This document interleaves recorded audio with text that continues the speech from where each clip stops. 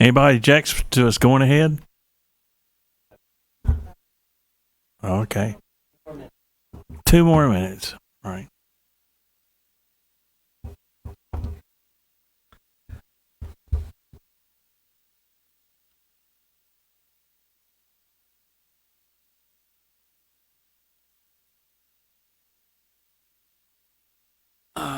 Yeah, that clock is fast. Right there. Okay. As he used to say, close enough for government work. So let's move on. Let's do our Pledge of Allegiance and the invocation. I pledge allegiance to the flag of the United States of America and to the republic for which it stands, one nation, under God, indivisible, with liberty and justice for all. Almighty God, we thank you for being here with us tonight. We ask your protection over those on the interstate who were involved in a 32-car wreck. We thank you for the rain, and we trust that no one has suffered any serious effects. Bless us tonight as we go through the business of the town, and keep our eyes ever on you as we do so. Amen.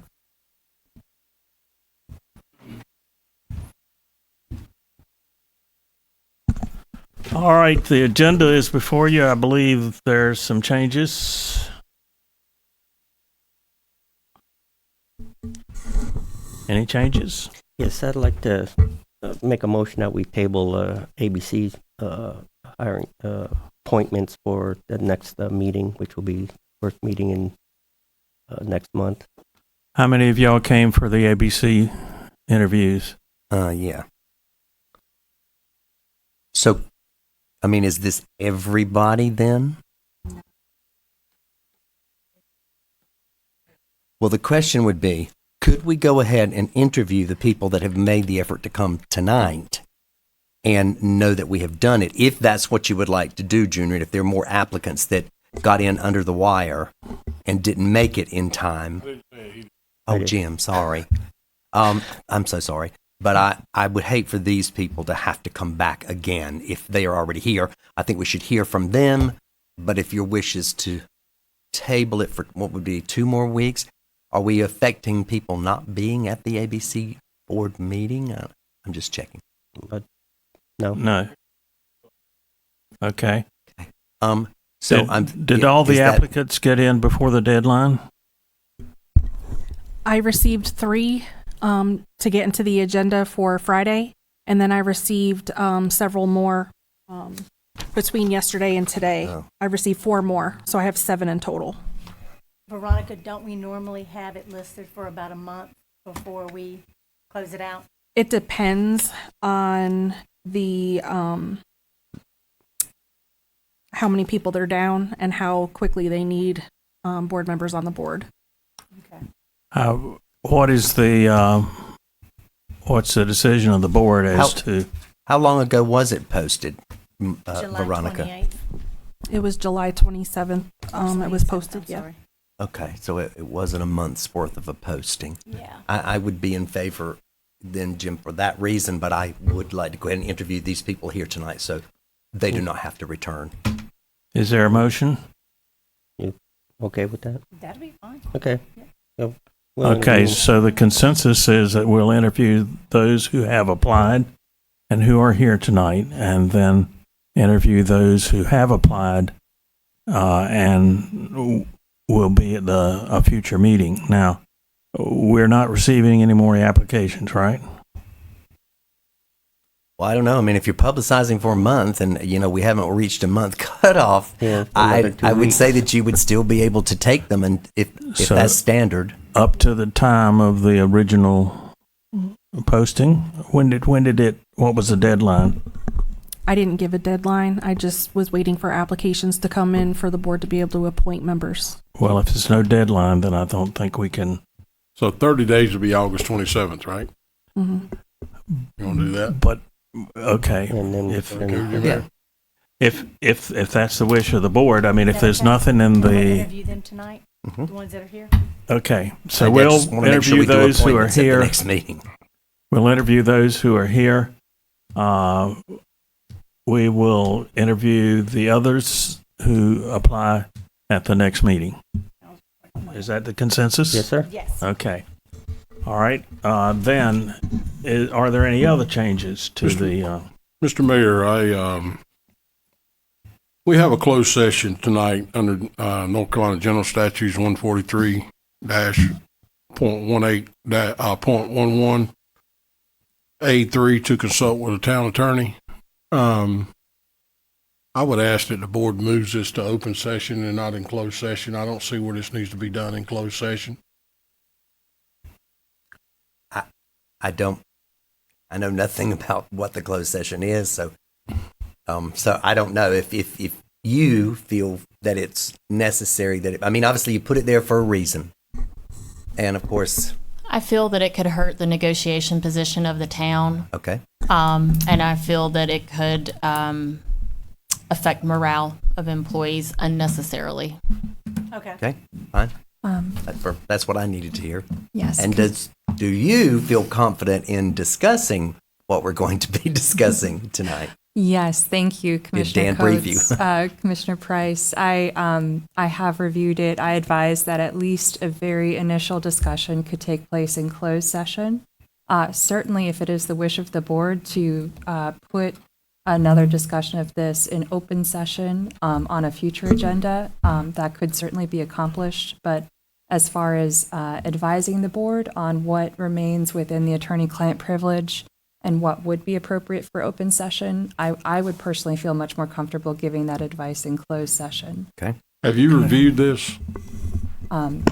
I have been informed what the topic is. I've reviewed what I have, what has been distributed to you all, and the associated information from prior transactions. All right, Kate, I just want to make sure that we're not going into closed session just to be going into closed session, that we actually have a reason to go into closed session. And that's the reason I asked, because it says consult with the town attorney. If you're not aware of the situation, and by the She council. is aware of the situation. Yes, I've had a week's notice actually of the situation and time Okay. to read up on it. I appreciate Okay. your concern, and I totally But understand we're it. legally going into closed session for this. Yes, yes. It's one of the permitted reasons to do so. Any other questions about the agenda? If the board wishes to discuss the propane tanks on potentially being on town property, that would need to be added. Yes, we need to go ahead and add that to the Okay. agenda. Okay. Where do you want to add that? Just put it. So just put it at the end. Right, Put it at the end. That'll be item number 9. right. Okay. All right. It won't do it. Okay. Is there a motion to approve the agenda as amended? I make a motion that we approve the agenda as amended. Any discussion? If not, all in favor, raise your right hand. And it's unanimous. Okay. Thank you. All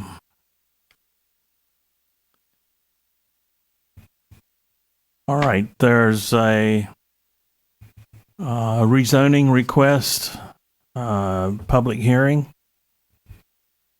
So, Madam Clerk, what do we need to do to prepare for that? Anything? No, sir. Jeff Jones, the planning director, will explain. Okay. All right, Mr. Jones, if you'll come forward and inform the board as to your information. Mayor, and for the board, tonight we're holding a public hearing on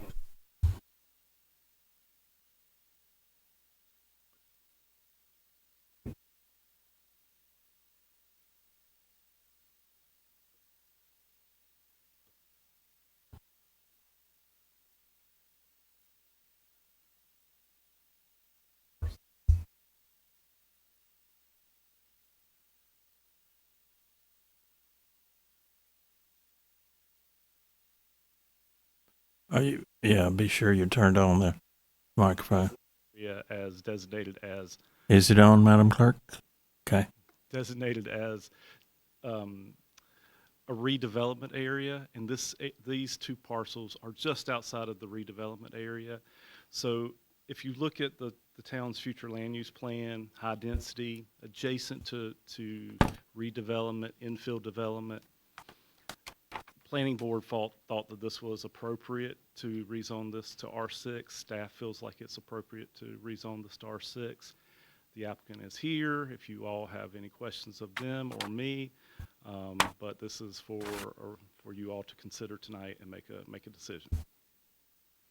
Okay, do you have, is there any presentation that you have on the screen? It's what's in your packet, and Veronica and I just didn't coordinate on going through.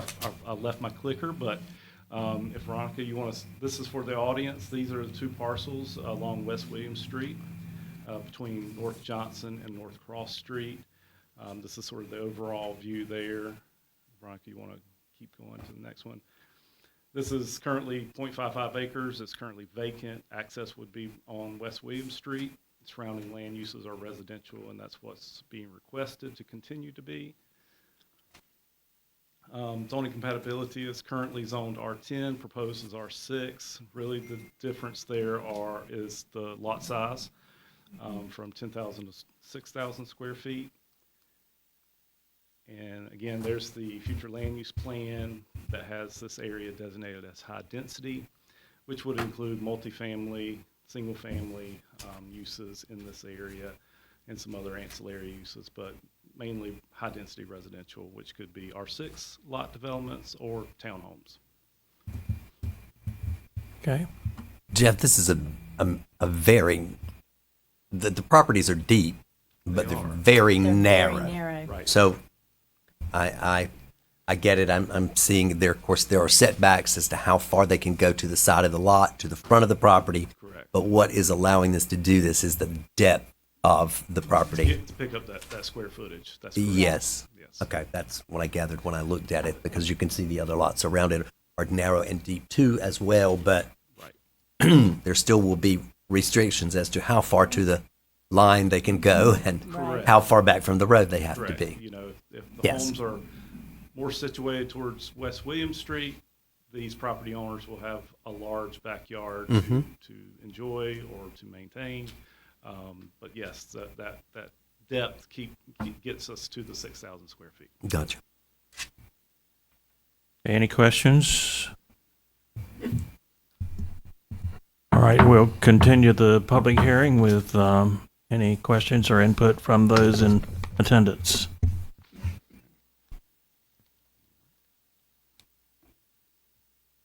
I don't think we had anybody sign up for it. Okay. to speak. All right, hearing none. You want to close the public hearing? What is the discussion from the board? Mr. Mayor, I'd like to make the motion to approve the rezoning request to R6. Okay. Any discussion of that motion? And I would just like to comment, Junior, since you did that, and I would do the very same thing, but I want to make sure for at least my thought and the public's thought, you know, because we get accused very often of doing with some of these R6 zonings. And this, in this case, and I would have to say, I'm kind of fed up with them myself in these big developments, but given this lot, where they are, its location, that neighborhood needs all the help that it can get. And this could only better that area. And I do not feel that it's in conflict with the other homes that are in the neighborhood. I have voted against things in the past when I felt that it was a conflict to what was in the neighborhood. But I just expressing for myself, I think this is a logical choice of making use of that property that someone's willing to develop and help in that area. So I just wanted to throw that out there before we vote. And yesterday, I actually visited the lot, and if you look at the lot, the other houses on either side, they're so close. R6 would be the perfect one. R10, you would just be on top of each other, you know. Okay. Any further discussion? No. Yep, R6 definitely. If not, are you ready to vote? All in favor of changing the zoning on the subject property to R6, please raise your right hand. And it's unanimous. Okay. Thank you. Thank you. All right, let's see. I'm having to go back and forth here to my. All right, the next thing is the advisory board interviews and appointments. Madam Clerk, I'll let you take the lead on that. Okay, I just want to get a hand of those who are here for interviews tonight. Okay. Nicholas Adcock? No. Joe Langley? You want to come up and speak to the board?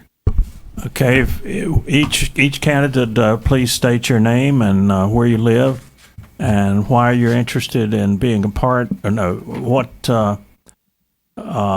experience that you have would be beneficial in this position, and also why you're interested. Okay, Joe, can you hear me? Pull that down a little bit. Sorry. Joe Langley, 298 Kirk Adams Road, Angier. My experience is I worked 30 years in healthcare, finance. I have an IT background, a cybersecurity background, and from the financial statement perspective, I think I can offer some assistance and advice on the board. That's about it. Okay, questions from the board? Mr. Langley, I know, but for the people that don't know, what boards have you served on? What boards do I currently serve on? Well, you're the chair of the Boys and Girls Club, correct? Chairman of the Boys and Girls Club of Central Carolina. You're the chair for the Harnett County Partnership for Children, That correct? is correct. You're on the board of directors for the Chamber of Commerce. That is correct. Past president, Angier Chamber of Commerce. That is correct. Treasurer for the Angier Chamber of Commerce. That is correct.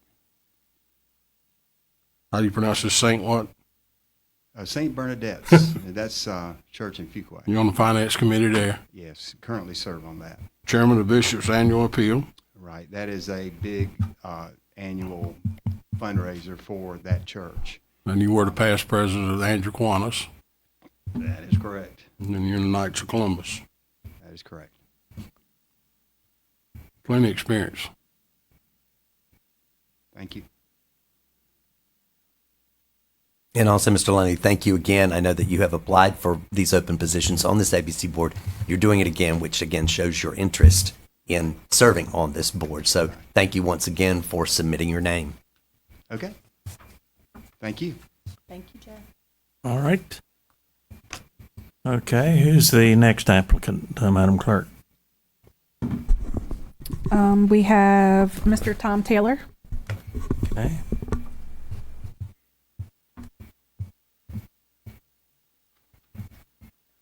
Good evening, Mayor, members of the board. My name is Tom Taylor. I live at 871 North Benton Street here in Angier. I've been a resident about 27 years, I think. That's my time limit. I'm a past president of the Chamber of Commerce, served on that board for a number of years. I currently am I'm past chairman of the Boy Scout Committee for St. Bernadette's Boy Scout Troop 444, still serve with them. I'm a past chairman of the Harnett County Board of Adjustment. Several other things, but I think that's enough for right now. Be glad to answer any questions you might have. And also, Tom, I believe you have served in previous years on the ABC board as well. So you have past experience on the board. Yes, I'm very proud of that experience, and I'd like to do it again because we really did a good job, I think, and this current board is doing a good job, and I'd like to be a part of it. You did an excellent Thank job. you. Mr. Taylor, I served with you on the Angier ABC board for a while, Yes, and I learned a lot from you. You're very knowledgeable with the ABC system, and I hated to see you leave, but you have all the experience needed. Thank you, sir. Any other questions? Thank you. Tom, thank you. Thank you. Okay, Madam Clerk, who's next? Crystal Partolo. Hope I pronounced that correctly. Good evening. My name is Yeah, if you can just tilt the mic, can anybody help her? It's up in the air, and it needs to be completely turned. I think, Yeah, or just the put it angle down like that. Can you hear me now? Yeah.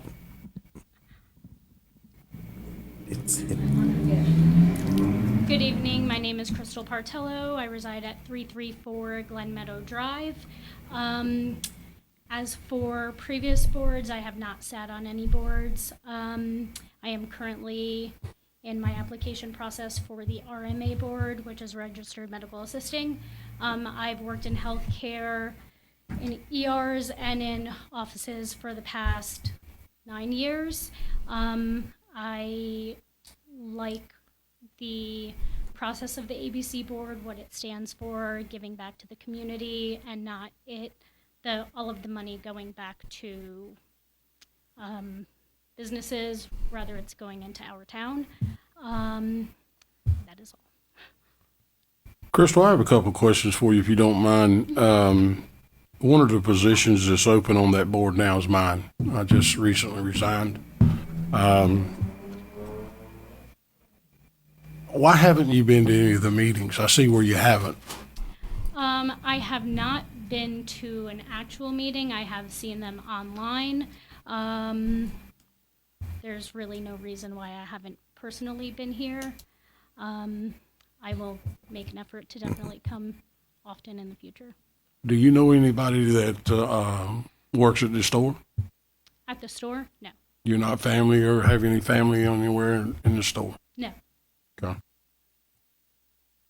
I asked everybody that.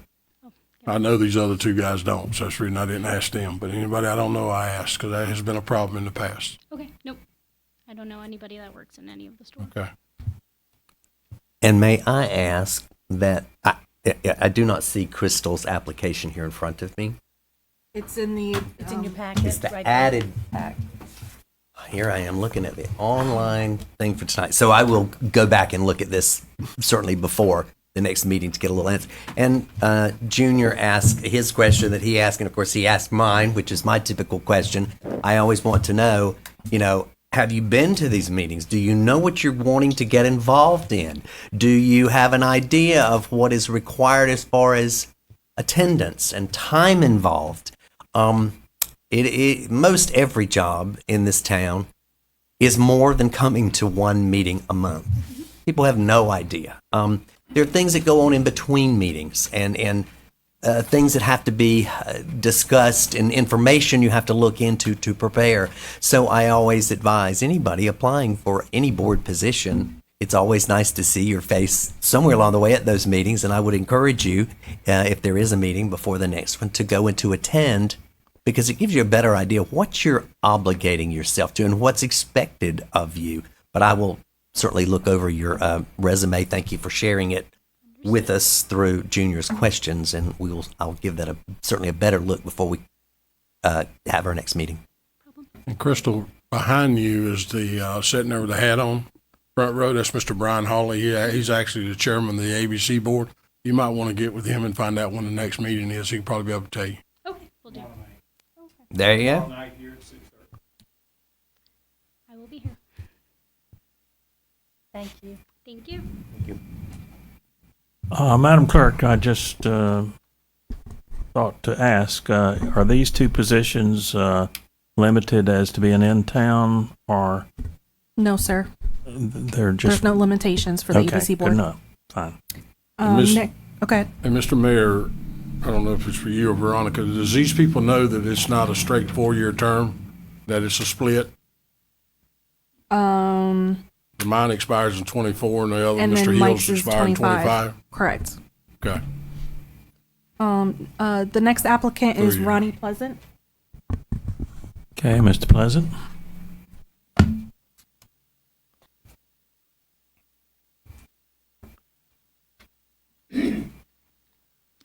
My name's Ronnie Pleasant, 703 Guy Road, Anger.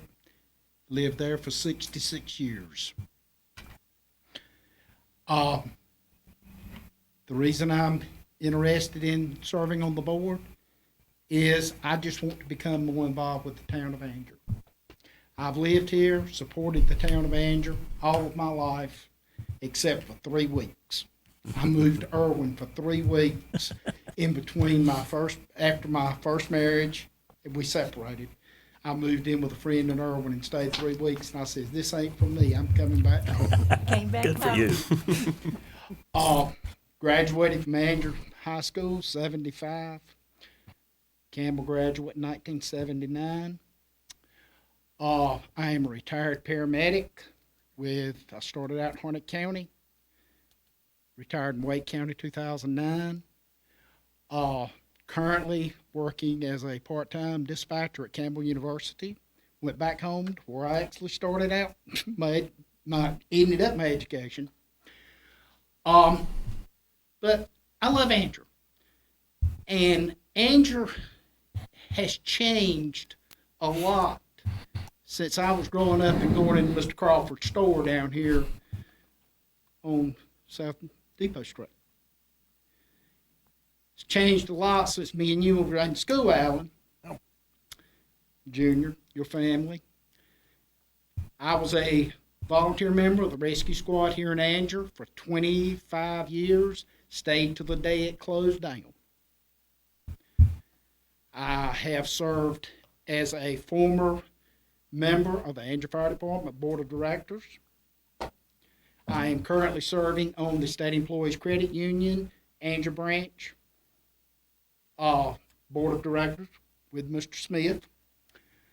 And like I say, I just want to become more involved in Anger. With living in the county, living outside the city limits, even though the ETJ runs very close to my house now, I want to become more involved in this town with the changes that are going on in this town. And before you get a chance to ask the question, Mr. Price, I've never been to a meeting. I have never been to an ABC board meeting. That's normally Alan's question. Well, he asked it tonight. But now serious, I have never, because I can't answer that. Right. I don't know why. I've never been. Right. But I have. I'm a member of Neals Creek Baptist Church. I have supported this town all my life, and I plan to stay here till Alex Lee comes and gets me and carries me home. Right on. Ronnie, one question. Do you have any family members or anybody you know that works at that store? No, sir. All right. The other question I had for you too, were you on the Anger Rescue Squad when it started with Uncle Kenneth? No, I was not. He started in 73, and I joined it in 79. Okay. And speaking of Kenneth, he was the instrumental one that got me to join. Right. That's my uncle. Passed away in his 40s. Yeah. Very fine gentleman. Matter of fact, was working for this town when he passed away, I believe. Yeah. Well, Ronnie, I say on my behalf is we have nothing wrong with people moving into this town, and we need people, but it sure is nice to see people that's been here all their life wanting to be involved and get involved in the groups and on these boards. It's really nice to see that. Thank you for applying. Thank you, Mr. Price. Thank you. Yeah, Ronnie, we're never too old to get on the Anger train, and it's on the express track these days. So even we're happy to see the young, especially, wanting to take the ride. And certainly, I understand you sort of slowed down, retired a little bit, and have time to devote yourself to some of these projects. I would again suggest, since you answered or addressed to Jim, either reach out to perhaps Mr. Hawley as president, since there is a meeting tomorrow night. I'm already planning on being That there would be tomorrow great. night. And find out, what is expected and how that board works. But thank you for applying. Thank you. Okay, I have a question for Chairman Hawley, that for your benefit and the others who are applying tonight. Mr. Hawley, I'm sorry. do the board members receive any free or discounted liquor for serving? No, sir. All right, just clarify that up. All right, thank you, sir. You don't have to worry about that. when you take blood pressure medicine and different medicines like I do, you don't drink alcohol. Right. I've not drinking alcohol in a whole lot of years. Miss Clerk, strike that from the record. No. I see you're a retired paramedic. Yes, sir. Was that your service with the fire department? No, I just served as a board member with the fire department. Okay. But I was a retired member of the local rescue squad here in Andrew that was over here where the Ace Hardware Right. actually started in the back of the old town hall, which used to be the fire station. Right. That was the beginning, and then they moved across the street. I served there till the day it closed and merged with the county. Okay. Thank you for your service. Any other questions? Thank you, sir. Thank you. All right. Madam Clerk, who's next? Next, we have Dennis Gilby.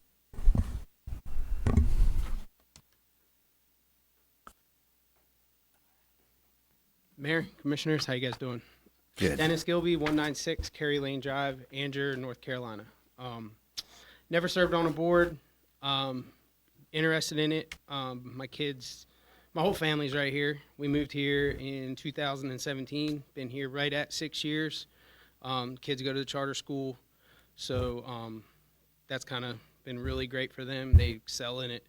But I'm just trying to get more involved in the town and, try to become a better part for them and for, not only me, but for them as well, because I want them to stay around, and we love it here. I mean, it's a great town, and yeah, that's about it. I'm a project manager for a commercial door company. We actually did those doors right there a few years back. At that time, I was an installer. I was very busy, but now that I'm a project manager, I work from home a lot.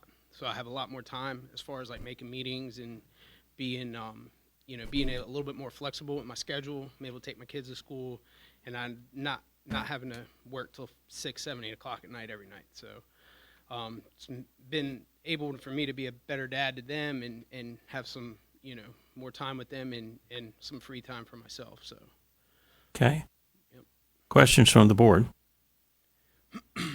Mr. Gilby, Yes, sir. do you have any family members or anyone that works at that store? No, sir. No affiliation at all.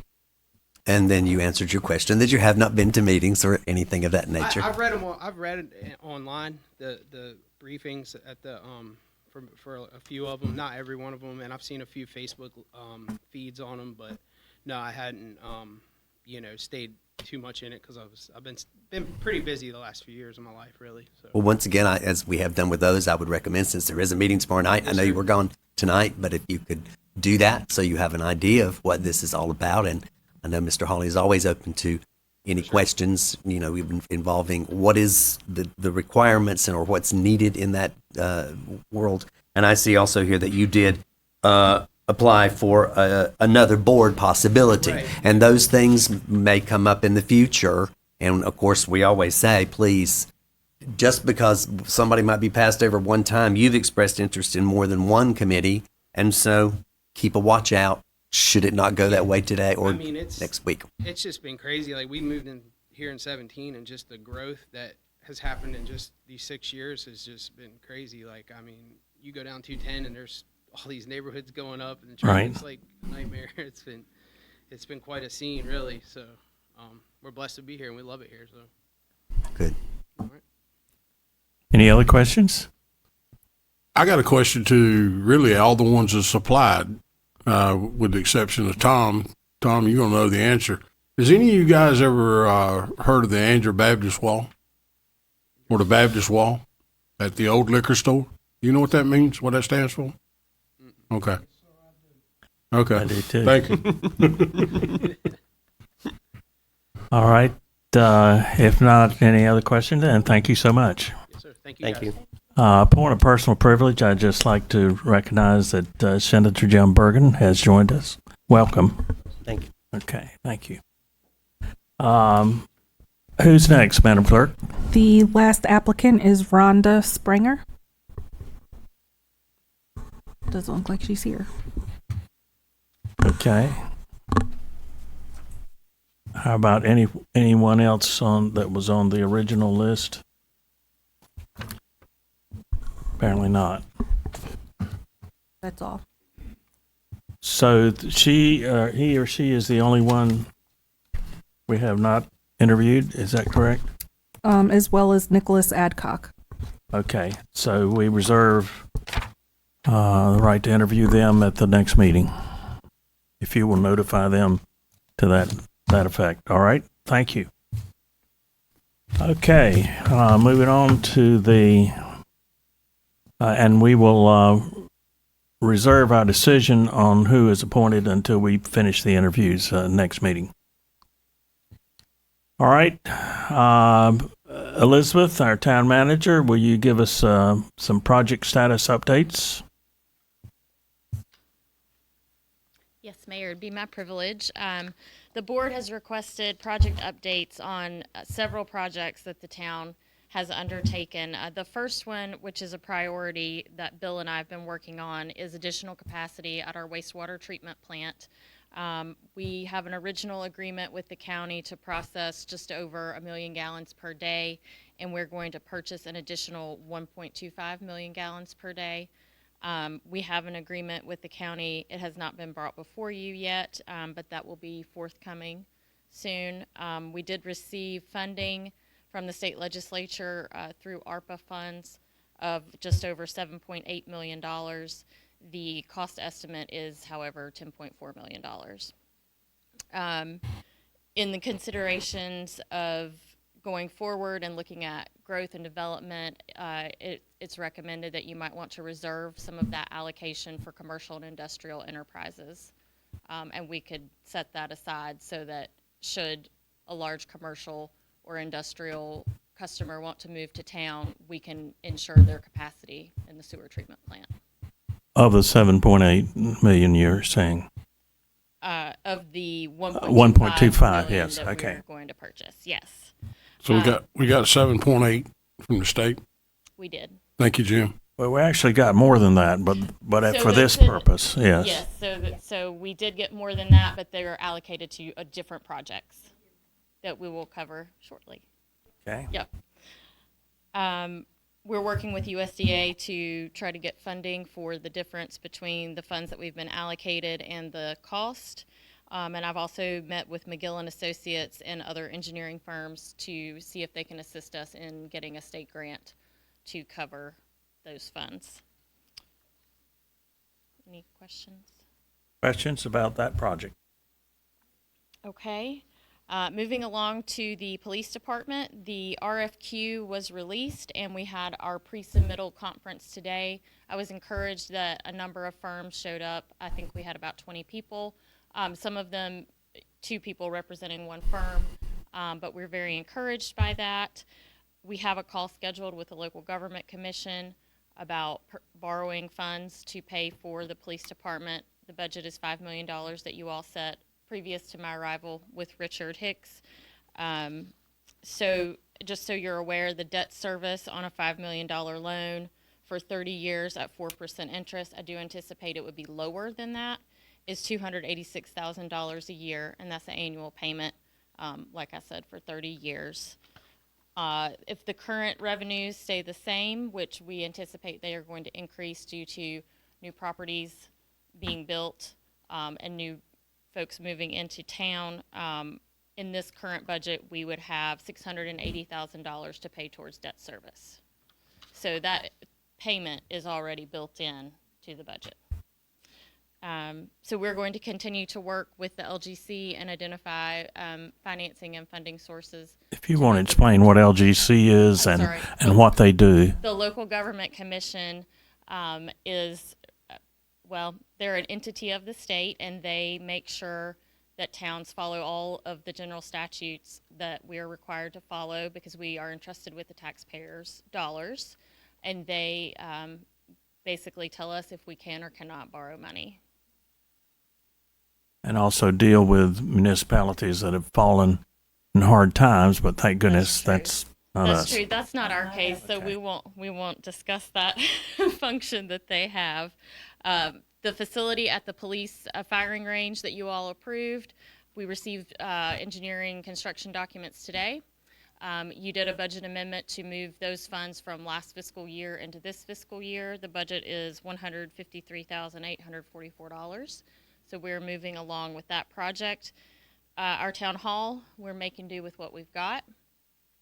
I think that it would be wise to move forward with the police department as we are doing, and to evaluate the current site that we own, where we're currently located, and try to determine if constructing a new town hall or if possibly renovations could suit the needs of the town and town staff. We did a park master plan in, I believe it was 2019, or I'm sorry, it was last year. The estimates for that to construct the park on the what's known as the old spray fields that the town already owns is $13 to $19 million. After a year, obviously cost, inflation have gone up, so I typically use a rule of thumb of 5% for every year. So that's a $20.4 million cost. I've spoken with our Parks and Rec Director, Darren McLean, and we recommend a phased approach to construction, meaning we would start with our infrastructure, roads, and several ball fields, and then we would begin phasing in other parts of the park that were identified in the park master plan. We would like to approach Harnett County for a partnership with this park, and we've also discussed seeking funding from our legislature and then using the Part F grants that are available and the Land and Water Conservation Fund. Since there are some wetlands there, we may qualify for a grant Right. to use there. The community center, which is supposed to be built at Jack Marley Park, we would need to begin construction at the Sprayfields Park before we begin the community center, because it will take up ball field space. So those projects would need to be timed well.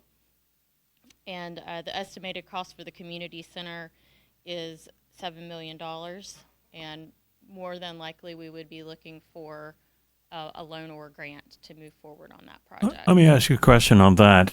We've always assumed that the community center would go at the park, and unfortunately, that's dependent upon that ball field moving over to the new park.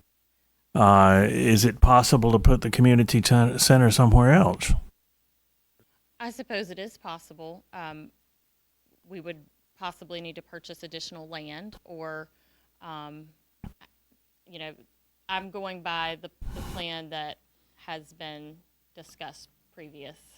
So I have not investigated other sites for the community center. That didn't occur to me until then, Okay. but it's a domino proposition. We can't do that until we start on the park and move one of the ball fields over there. So if we could remove that interdependence, we could move forward on the community center, which is an important thing, I think, for this town. I agree with you. Elizabeth, it's my understanding that there is grants out there every year. I mean, who is pursuing those from our town? Like for the Parks and Rec and stuff? So to my knowledge, no grants have been pursued for Parks and Recreation. There are other grants that, like, the police department pursues for reimbursement for equipment and bulletproof vests and things of that nature. I'm not aware of any grant funding that's been sought in the last year or so. I could be wrong, however. Well, certainly that would make sense as we move forward. Yes. What's that? Going for grants, yeah. Yeah, but who goes for them? That's what I'm saying. Do we have anyone qualified to do that? So I think it would be a team approach between myself and Hans, and we have a local government fellow, Faith, who she can do research and she can write them, but she cannot actually apply for them. But she can serve as technical assistance. Okay. I think the consensus of the board would be we need to do that. Yeah, we go do. ahead and be moving on trying to bring in some extra funds. Excuse Yes, me, and I interrupted you. No. Go move ahead. I was going to say the timeline for those grants would be next spring, so we have plenty of time to begin working on those for the Parks and Recreation grants. It is also possible to seek out a consultant to assist you with that. That is correct, yes. And certainly I do think, I mean, as you just said, Bob, this is a domino effect of how things are ever going to take place. And it's a big board there to do that with. So I would certainly, now that you mentioned that, we need to think about, is there another location to purchase, just as we have with the police department? Sure. Granted, it's going to take more time, but it's going to free up space for us. And, you know, I was always questioning, is there really enough room down there and parking to do this place? Even though we got some rough plans by a company, it still looked awfully small to me. So I think keeping our eyes and ears open, especially when the new community development director comes in, I think that would be a great project for her, because it is all about growth and property and Sure. and what is out there to explore for our needs. So that might be, I think, really something worth looking into, because it would might speed that process up. Right. Since we know we got to wait on a ball field and whatnot before that could even be considered. So please do pursue that. We would And- also, I'm sorry. No, One more thing, and certainly before the prices keep going up Yes. for land and whatever. Sure. We would like to explore an alternate entrance so that there is 2 entrances to the park. And so as long as the board is okay with me just having conversations with landowners, certainly I would not negotiate on the behalf of the town without your approval. But I think it might be important to have 2 entrances to the spray fields.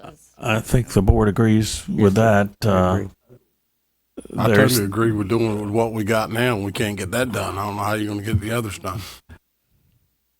And another thing too, I wanted to bring up, Mr. Mayor, is I know, Elizabeth, you hadn't been here that long, and I know Mr. Burgeon's been gone, and he's been overseas for the last 10 days. But he has a head full of knowledge, and I know you're going to get with him, I hope, soon, and find out some of the opportunity and the money that's there so we can start going for it.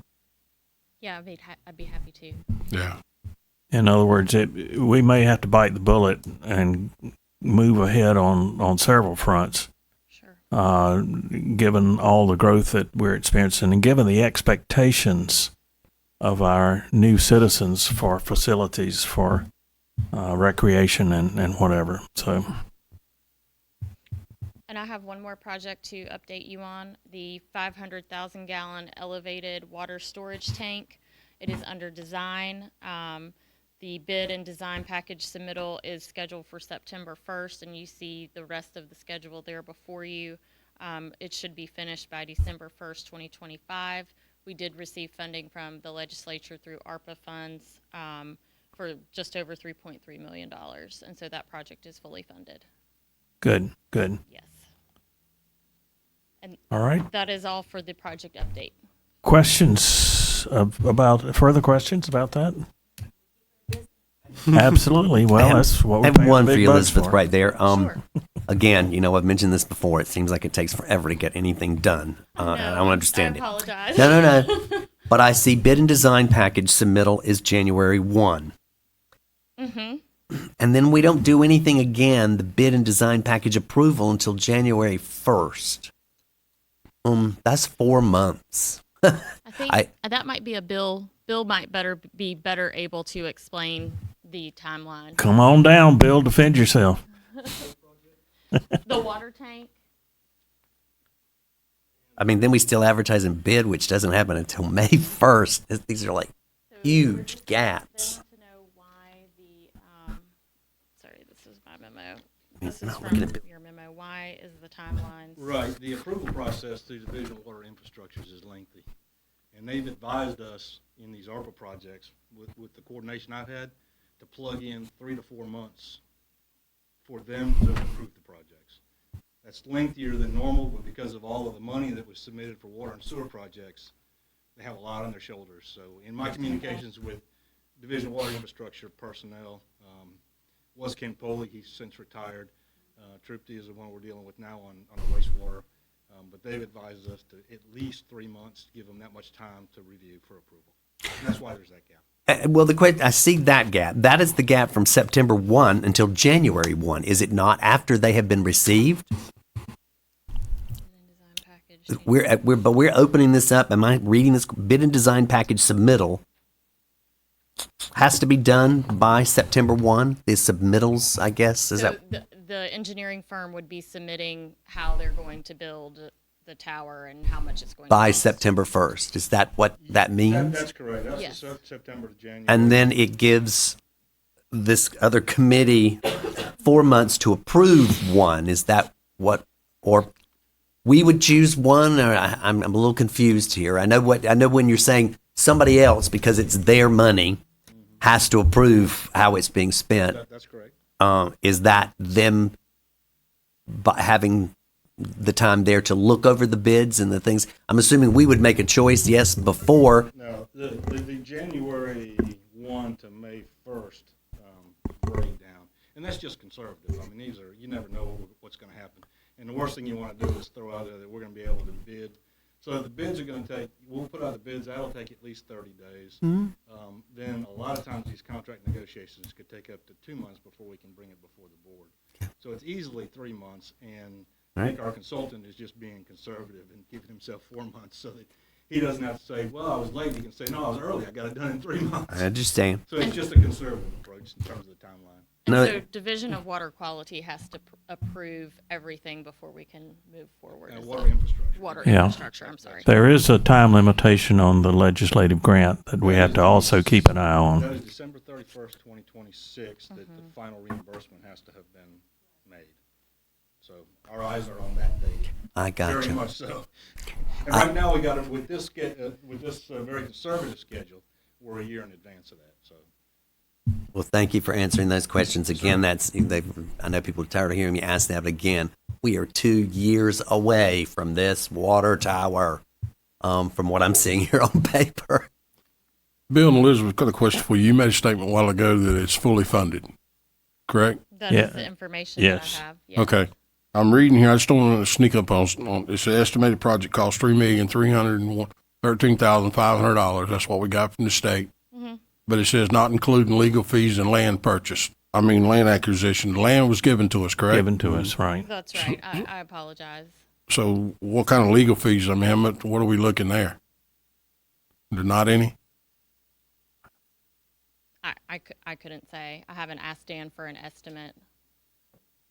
Why would there be legal fees? Hmm? Why would there be legal? I don't know. I just want to make sure we Review don't come of, back down the review road of and have to- documents and assisting in getting them Extra couple signed. 100,000 or something that we didn't. That may be generous, I would but say maybe like 5,000. I mean, Okay. I don't know. Yeah, Okay. It would not be significant, Right. Okay. if there are any. Okay, Yeah. good. Okay. all right. Any other questions as to project updates to our town manager, who Good is job, doing a guys. great job? How Thank about you. Yes, that? thank you. All right. So you have the next item also. Yes, thank you. Commissioner Coates was asked by some community members about the Anger Cemetery Board and whether the, is that correct? Yes. Name of it? Okay. Yes. Whether the Board of Commissioners actually should appoint or was supposed to appoint folks to serve on that board. And Veronica was very helpful in researching this. A request was made, and I think, was this in the 80s, Veronica? Like 83, 80? Yes. A request was made for the town to take over maintenance of this cemetery. And there was some discussion about board members, but then there was never actually a motion made or any kind of evidence that we can find in the minutes to say that you all appoint people to this board. So I guess it would be my recommendation that the issue has been researched and closed, and I'm happy to write a letter to the cemetery board members to tell them our findings, if that's what you'd wish. Yeah, that would be great. They're just wanting to move forward. And Sure. when they came to me and gave me that information, I was like, I bet you no one knows anything about this, because none of these people are still alive that dealt with this. And all the town was saying was, well, we're not going to manage it or be financially responsible in any way, but for some reason they chose that they would appoint the board members to it. And that's really kind of difficult if the board, they have been maintaining and managing it for years, but a lot of those people have gotten older and have passed away, and they're wanting to make some adjustments and appoint new people if they can do it. And I think, I guess, as you said, just some document from you, from Dan, that you've dissolved any association with the cemetery in any way, and they can proceed on their own. Would it be appropriate for the board to pass a resolution saying that we disavow any connection with the Andrews Cemetery? To clarify the matter? That's something the board can do. If it's, if the town has no connection with them, it's equally well handled with an attorney's letter or a letter from the town manager. All right, why don't we just let the town manager do that then, based on the presentation before the board? Okay. Sure. Thank you for looking into that. You're welcome. Okay, next, number 4, speeding in the downtown areas. You know that's not true, right? So we have received some concern about speeding in the downtown areas. Jimmy Cook and I met with DOT, and we have brought that to their attention. I have spoken with Chief Thompson, and he's going to be stationing some extra patrol cars just before the beginning of the business district in town. I understand that that's sort of where this is occurring, and so we will certainly try to get the message out that that the police will be monitoring speed in those areas. I thought I would throw out just for I was out of town for about 5 days, and I went to Utah, where I was visiting friends and seeing theater out there. But there are lots of little small towns outside where I was and staying, and for some reason I had a rental car, so I did a lot of the driving, and they would ride with me and give me directions. And I can't tell you how many times everybody warned me in that car, not that I was, but I heard it repeatedly from everyone. Watch your speed, 35. I'm telling you, it's a known fact that they clock it.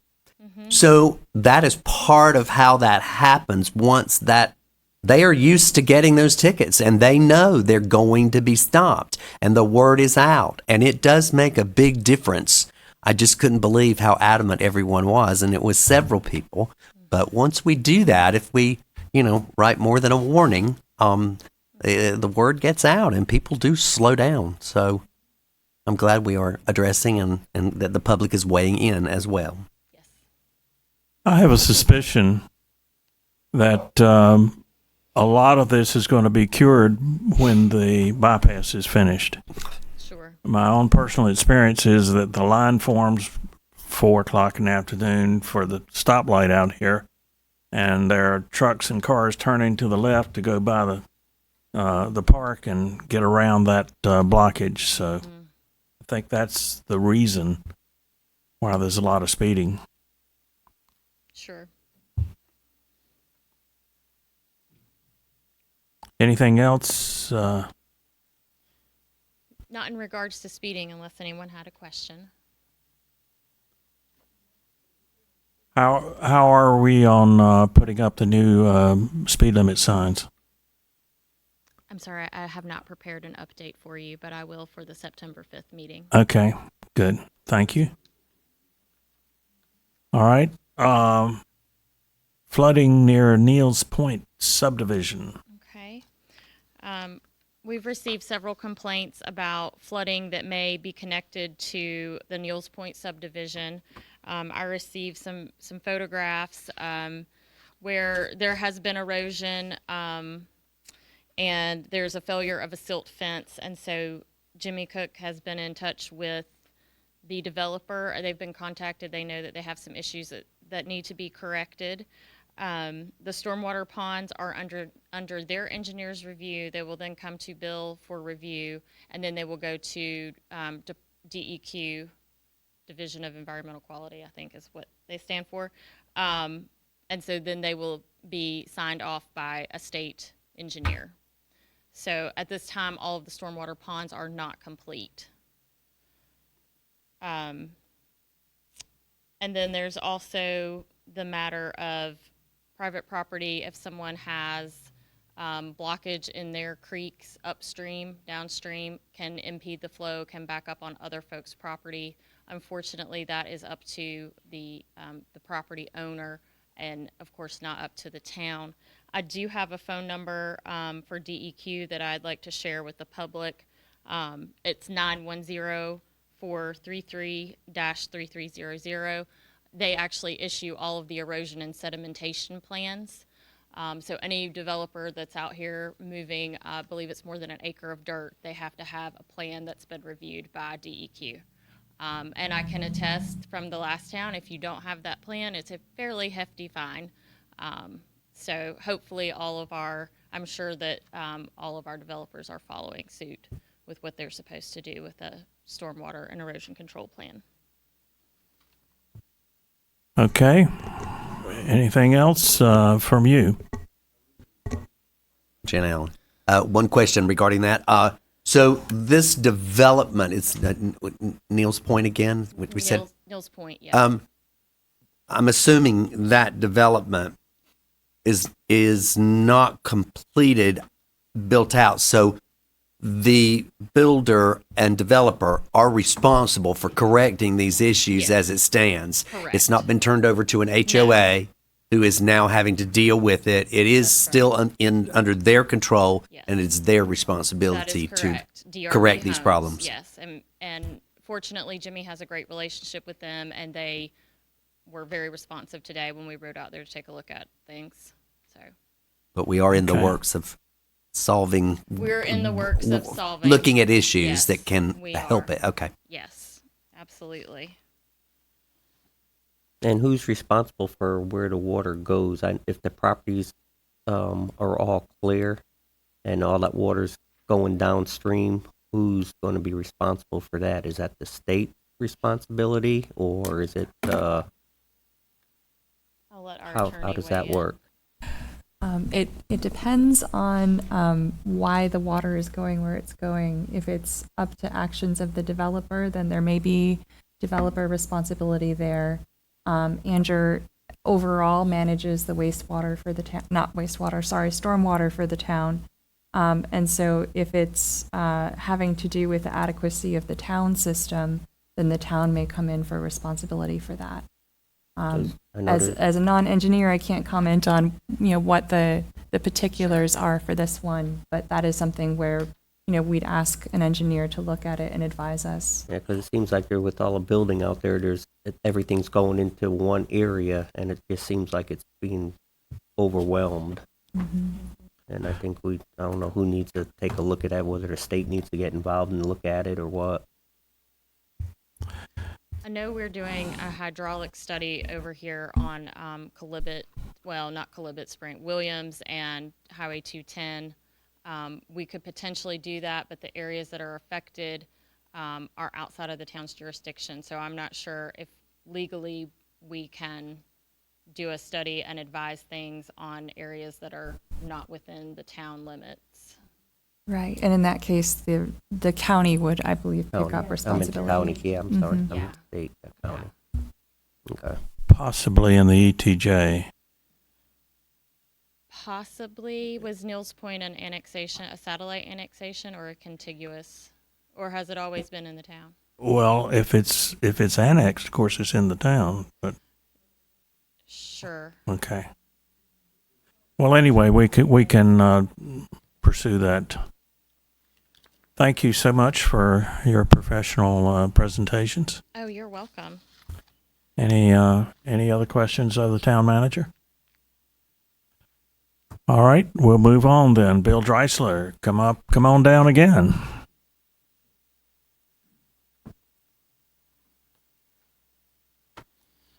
If I might, before we get started on this one, just to kind of follow up on your question to the manager. The town, we have a standard, and we're actually in the process of updating our standards, so you're going to be seeing those hopefully within the next few months. But we're not working on the stormwater. We did water, we did sewer, we've done streets. We're working on the stormwater section of our standards, but our standards as they're written today, the 20-year-old standards, 25-year-old, They require that post-development discharge on a 10-year storm event be equal to or less than the pre-development. So even a subdivision like Neels Point, they have multiple stormwater ponds. So they capture the water, they hold it, and then they release it at a rate that's, as I said, in a 10-year storm is equal to or less than. And one of the things we might look at, because of the rain events and the heavier rain events that we've been experiencing these last number of years, we need is to look maybe at, making that more stringent. Rather than a 10-year, maybe it's a 25-year. or maybe 50 or 100 year. Right. The standards. That sounds consistent with the common law rule that you're to receive outflow from the neighboring properties and pass it on through. That's correct. And we also have, in part of the town, we're in a watershed overlay district because it's a protected watershed, and we have even more stringent rules in terms of stormwater management. And when they come through staff for approval of their construction drawings, we require that the engineer provide all that information to us to verify that they meet the standards. Okay. All right. On to your presentation on flooding at NC 210 and Park Street. Yes, well, we've had flooding there for as long as I've been here, I think. However, Jimmy and myself met with Ray Pleasant, Ashley Gillum, and W.L. Hargis on the 26th of last month at their request. They brought some photographs. They have some real concerns. They were concerned that the flooding has been worse since the sidewalk construction went in. The sidewalk construction should have been, the pipes were probably full, should have benefited this area just from the fact that we increased the pipe size that takes it towards McDonald's and into the main ditch. It wasn't ever going to be a complete fix for that flooding. That you've seen in that's our MM1 and our MM2 in the study that was done, which is the $2.5 million project. You want to explain what that means? Mitigation measure 1 Okay. and mitigation measure 2, when we did had the modeling done for all of Southwest Anger. So we met with the three of them and can understand their concerns. The pictures were, and I think I provided some of them in the report. I mean, it was significant. As I said, we've seen significant flooding in this area before. I explained to all three of them where we were going long term. So there is a plan. We do recognize the flooding in that whole area. We've recognized it for a long time. We just knew it would be an expensive repair. So it's a matter of finding the funding. We do have our first mitigation measure. The most downstream, as you know, is the culvert project that's underway right now. However, that's a down the road project, and I was honest with them about that. That could be 2 years to 5 years. We have to find the funding, we have to get it designed, we have to get it permitted, and we have to get it installed. That's not something that's going to help them the next time we have a heavy rain, or if God forbid we have a hurricane this year. Just to clarify, this is the most upstream portion of the very top identified end right there at areas. 210. That is Yeah. the top end of the modeling, the drainage study that was done. Yes, Mr. Mayor. So that was to let them know that we do have a long-term plan. In the short term, what I told them in our meeting was that I would reach out to their consultant, Gradient, that prepared the model, and discuss with them the possibility of putting in this July 14th rain event. To my understanding, it was a 3-inch rain event that occurred in right at about an hour. That's significant. So, you know, I don't dispute the photographs tell the truth. So I see the concern. If I was one of those property owners, particularly Mr. Pleasant's old law office and the Farm Bureau office, I can see their concern that did the sidewalk have an impact? Because they used to have a ditch in front, and now they don't. They have to get into inlets. And if those pipes were full and the water couldn't go anywhere, that could cause the flooding. So the one inconsistency is that Mr. Hargis's shops, that didn't change. The drainage pattern didn't change with the sidewalk installation, because that was paved all the way to his building, and there's a swale and there's drains. And he flooded worse than I've ever seen before, based on the pictures. But I'm fairly certain the sidewalk wouldn't have had any impact on that. So that comes into how significant was this July 14th storm event. So Gradient provided, and I included it in the memorandum that I sent to the manager, I think it was $3,250 they could go in and insert that particular rain event on July 14th into the model. And if you remember when they made the presentation, you could see where it flooded. And then determine, okay, did we expect that level of flooding with that particular level of rainfall? And if we can calibrate the model and it shows that, then we could potentially look at some short-term fixes to get the water off of, in particular, as I said, the Farm Bureau and Mr. Pleasance, but then also take a look at Mr. Hargis's shop to see. I mean, the pictures I saw in the back of his building, it was all up, it was around his HVAC units. So it's definitely something that needs to be looked at. But that's, I think, our best bet in the short term would be to have our consultant that did the model modify the model for that particular rain event, calibrate it based on the evidence that we have, because we know where it flooded and how much it flooded, because we have photographs, and then look at the same thing they did on the larger study. Look at, well, what are some short-term fixes before we can get in, before we can do the $2.5 million project to really benefit that whole area that's suffered for, as I said, as long as I've been here in terms of flooding. Are you saying that in a sense enhances our case for the $2.5 million project? Or well, yeah, I think that's always been at least from my experience with multiple boards over the years, it's been a priority. It was just it was an expense issue. That area was flat, and we pretty much knew that in order to get all that water out of that part of town, we were going to have to pretty much go almost all the way to the river, to Black River, and that was going to be an expensive venture. So, 20 years ago, when you're looking at a $3 million storm drainage project, and there's, back then there was almost no funding available unless you were in a floodplain. So it sat as a known issue and a known problem, but nothing that was able to be funded to fix.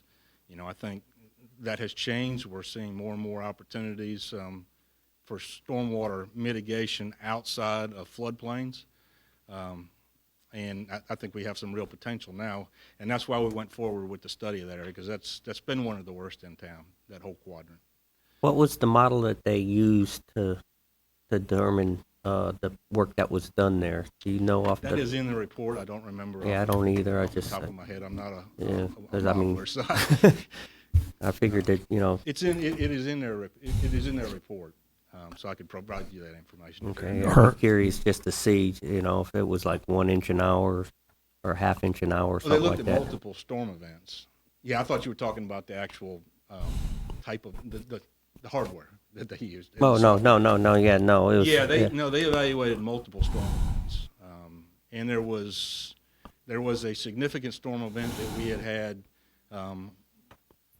documented with photographs as well, with the same level of flooding in that area, and that was our basis for calibrating the model, was to have it demonstrate the flooding that we saw based on the input data that they would use. That they were using. So once we have that calibrated, then we know it's accurate, and then we can say, okay, well, if we clean out this ditch, if we increase these pipes, let's run the model again, and then let's see how that flood level. Right. So pretty much what you're saying is we just need to open up the downstream to get everything to flow through a little easier, more or less. Yes, sir.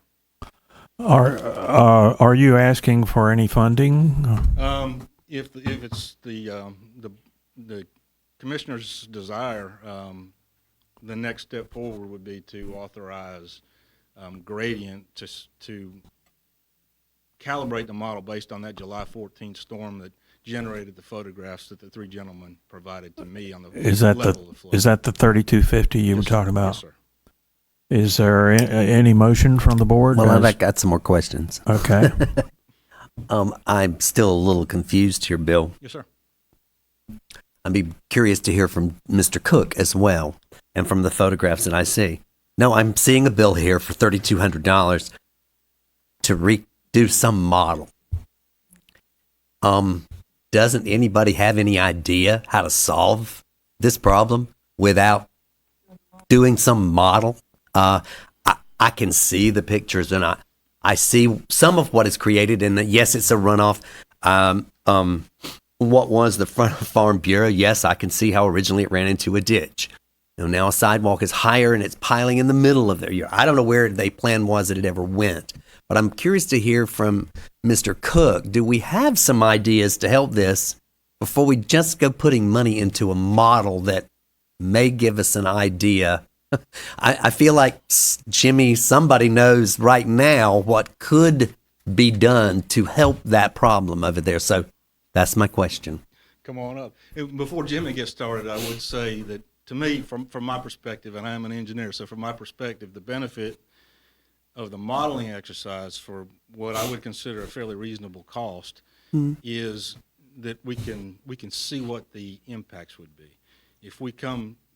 And Jimmy certainly has looked at it, and if we try a few things in the field, we don't know whether they'll work or how much they'll work. We'll have a better idea of how impactful.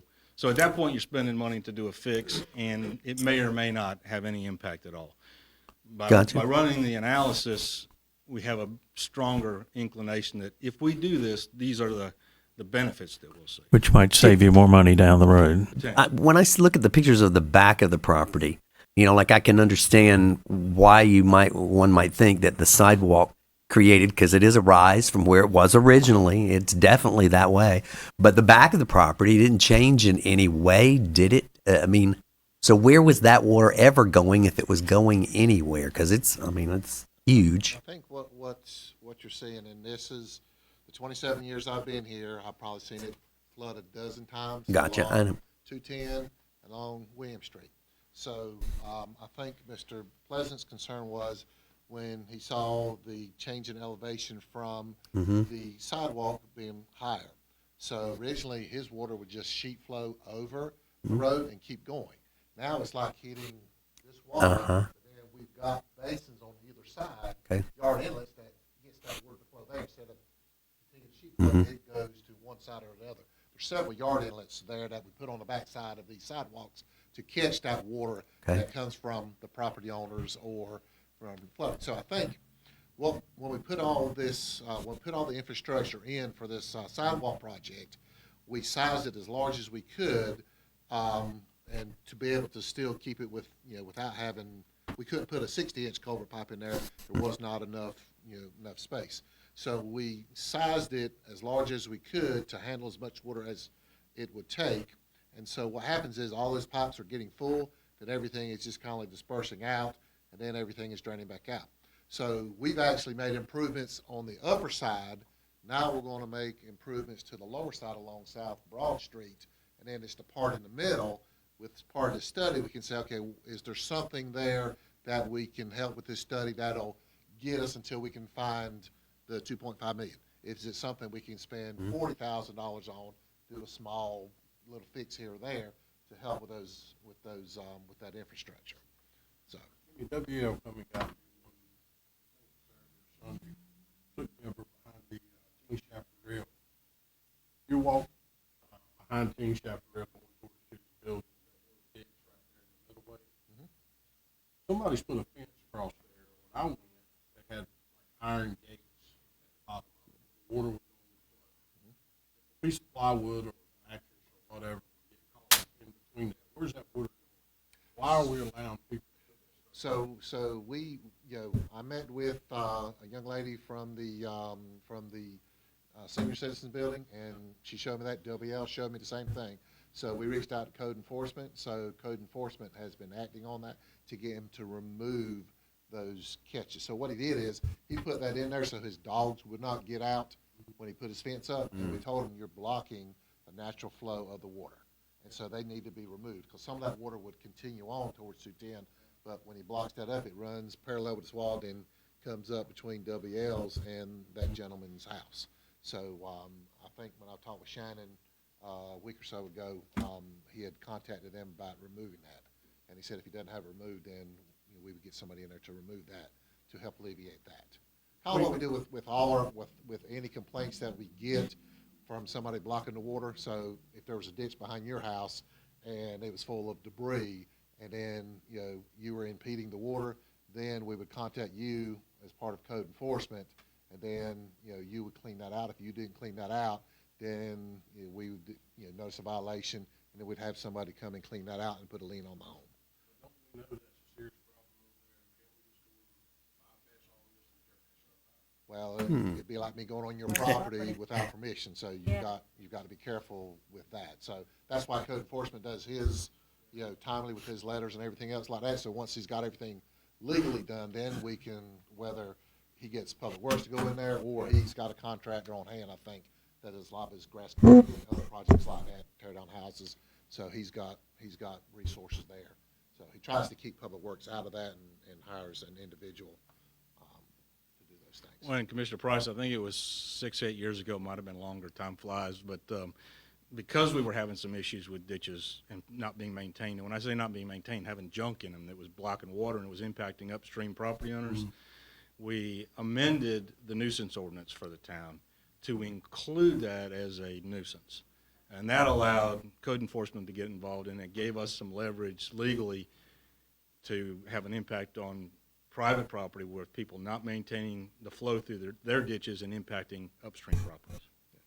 And one of the things in following up with Bill is when we reach out to these property owners, we said, look, we're not going to hold you or have you conform to the current policy for debris removal.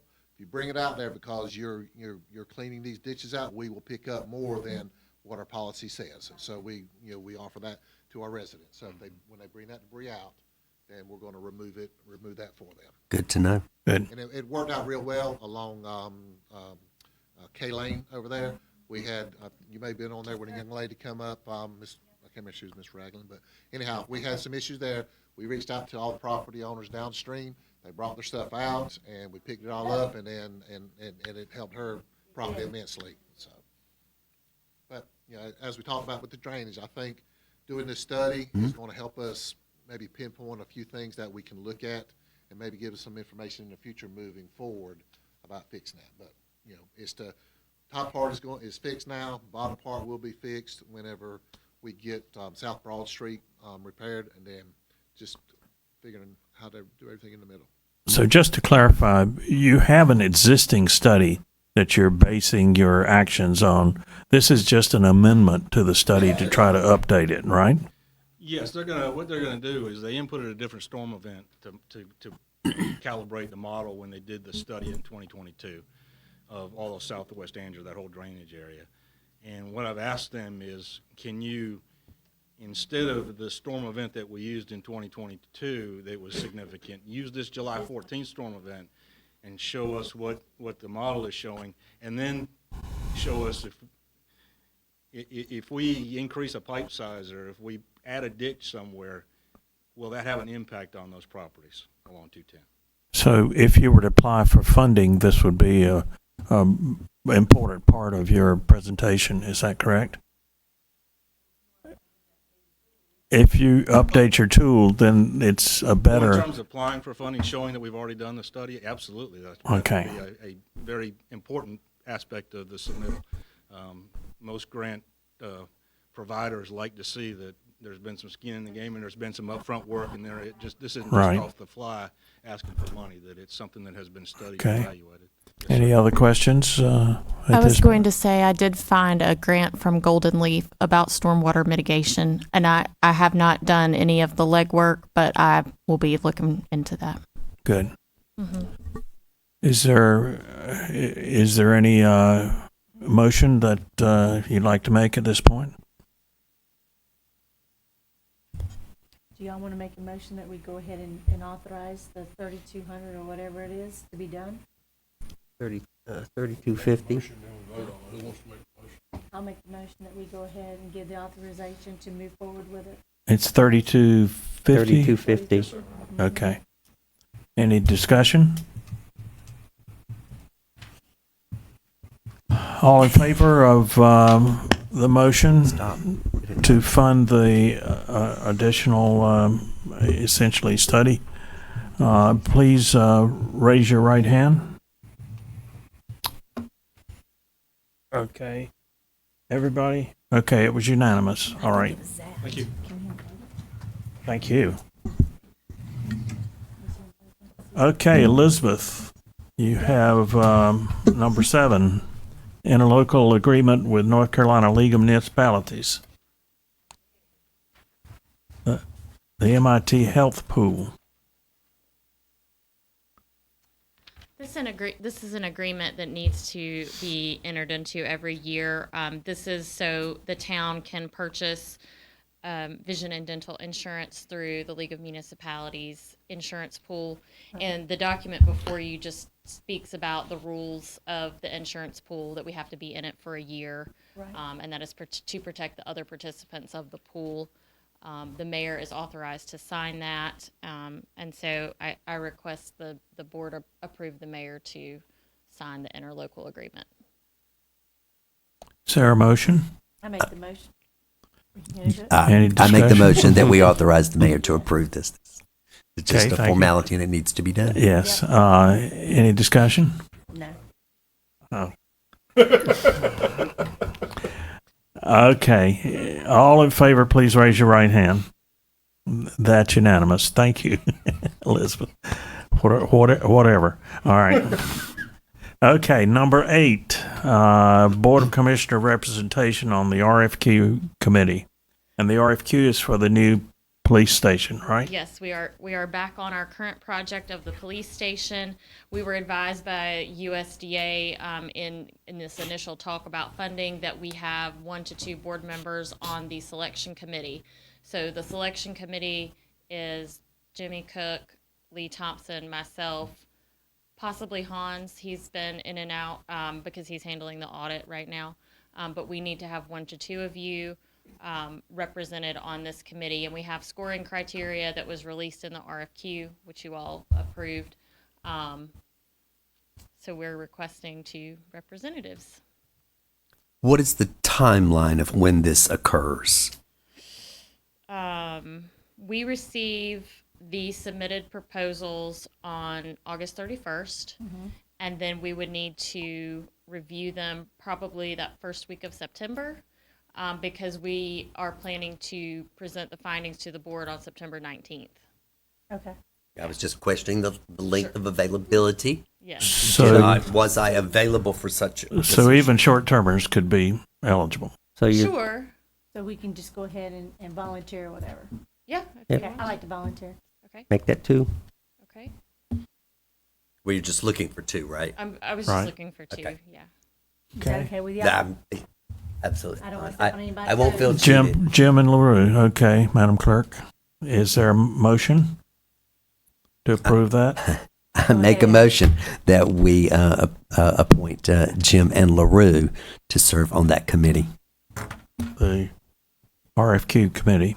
Okay, all in favor, please raise your right hand.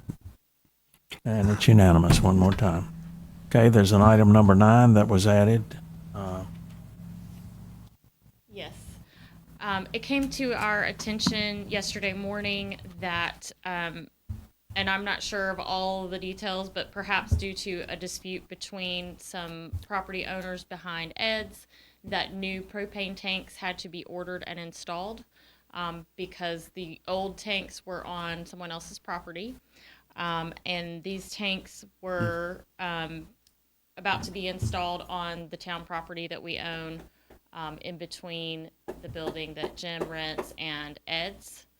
And so, of course, the town wants to support our local businesses as much as possible. However, Jimmy and I did not think that we should just put propane tanks there without other considerations and without your input. And it's been brought to my attention that perhaps there are gas lines in town, and I'm trying to seek the provider of that service so potentially the restaurants can get on natural gas Okay. and not have tanks. Senator, do you have any input on this matter?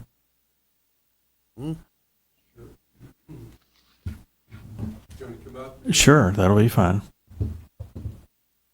Thank you, Mr. Mayor. It's a pleasure to be with you and to see all of you again.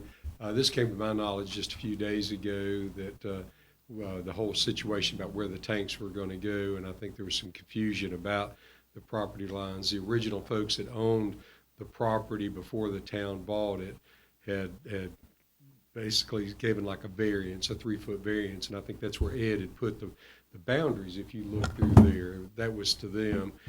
Prior administrations had talked about this, but it was decided to put the tanks back where there was another tank already, and everybody had agreed on it. Now there's some thought about moving the fence and changing some things back there. But there's a problem back there that we all need to talk about in the big scheme. Everybody that owns buildings owns all the way back to the 10-foot easement.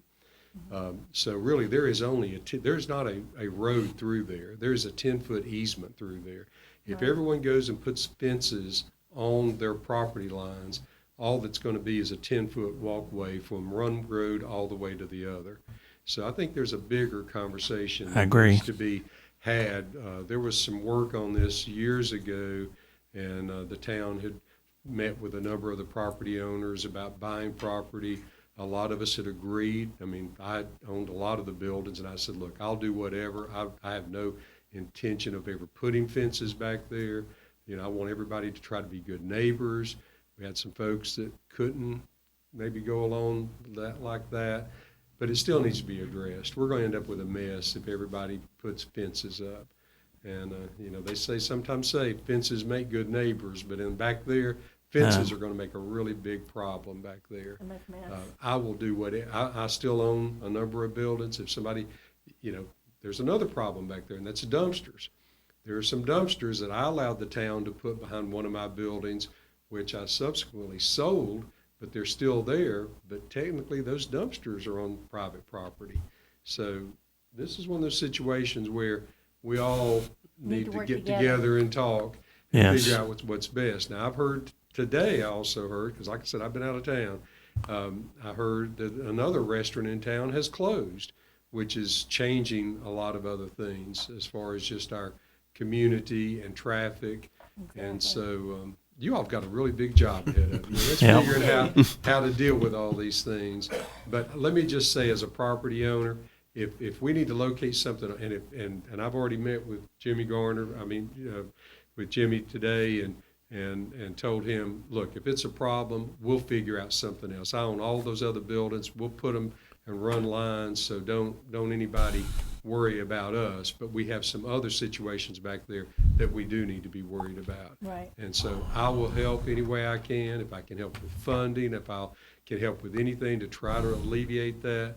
But in the big scope of things, that area needs to stay open for people to be able to access dumpsters, deliveries, other things, and you know. The original proposal, Senator, was to do a very nice striped parking lot back there, and the gift of the property between or next to the restaurant was between the two buildings. So I'm not sure that we need to, you know, impede potential progress into that. I suppose we could do something temporarily, and if the parking lot were developed in the future, then we'd have to rethink it. But that's up to the board. Mr. Mayor, if I may, if you're talking about putting a parking lot between there, it'll never work there. That was the whole problem. We had parking there, and there was. Then we turned it into a one-way only to go in and go out the back. Well, then that didn't work. People kept doing it.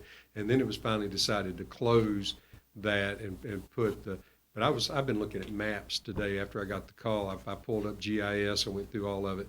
There's a lot of problems in town with property lines. I mean, there's property lines that go through buildings. There's property lines that, and most of these things are they've been and I haven't even got into the different surveys yet, but if you look at the property lines and then try to convey it to what the actual is in the deeds, there's a mess. It's a mess. There is, and I don't know how because I have bought buildings before where they say, well, the property line on the GIS shows this, but the deed says this, but you're buying what's on the land, and it certainly, if we had been able to do the parking lot back then and straighten out all this stuff, it would have been ideal. But and it's the same way on the other block too, you know, that we're working on now, and you've got the same situation back there. If everybody goes back to their property line and puts a structure or a fence, you have a 10-foot easement, road to road,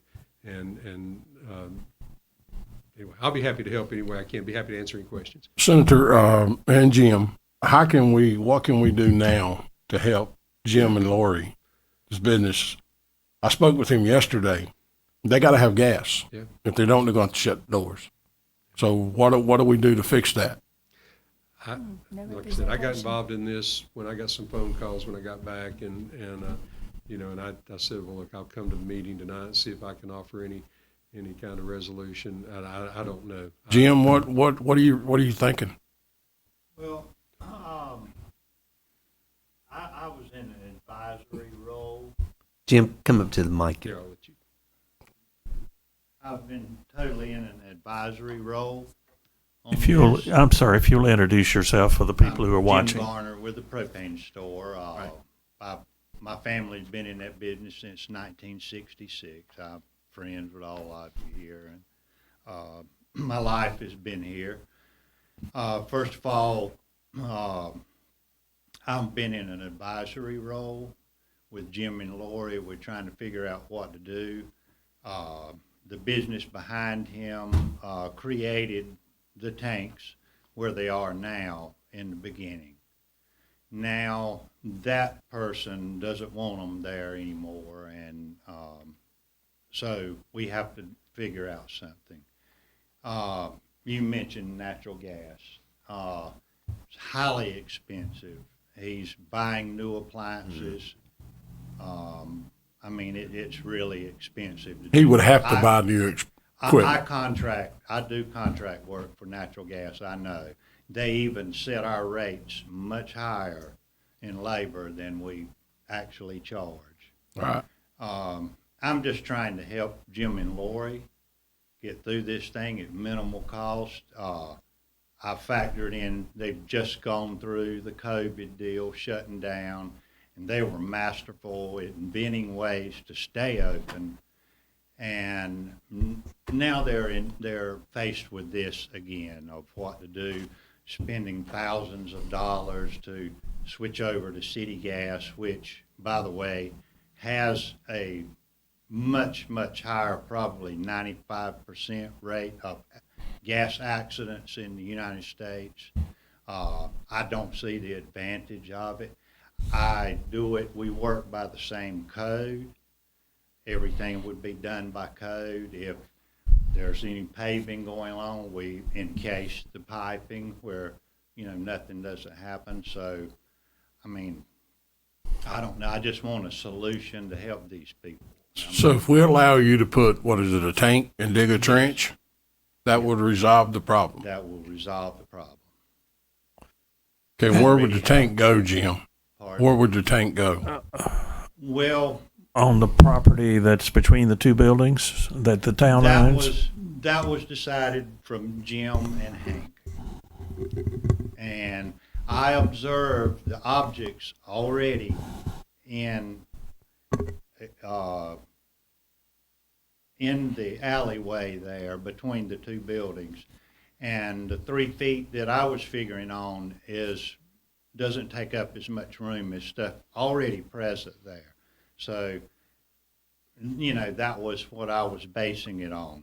Of course, we'd do it by code. Our variances are legal. Everything we've done is legal. And, and I can't say I don't have a dog in the fight because I sell propane, Yeah. So I'm trying to help these people.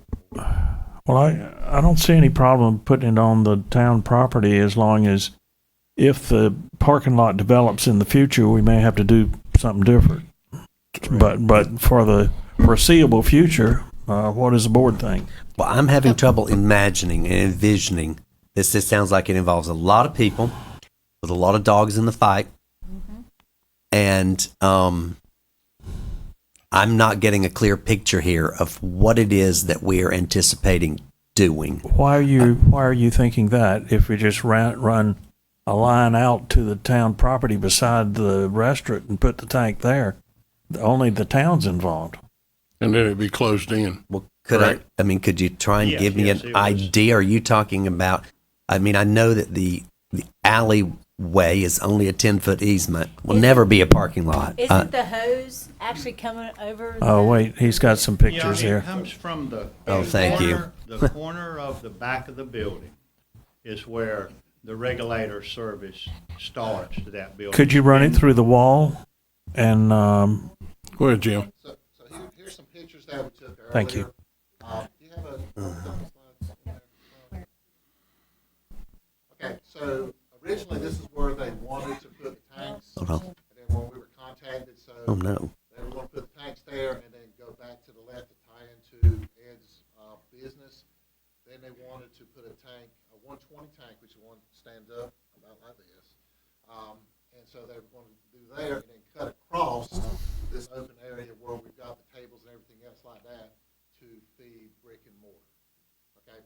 One of the issues that we have there, you know, I think when Heather was here, we talked about doing something in that area. So we kindly said, you know, let's present this to the board because that may still be on the horizon sooner or later. But one of the things when we looked at trying to find a solution, can you go back one?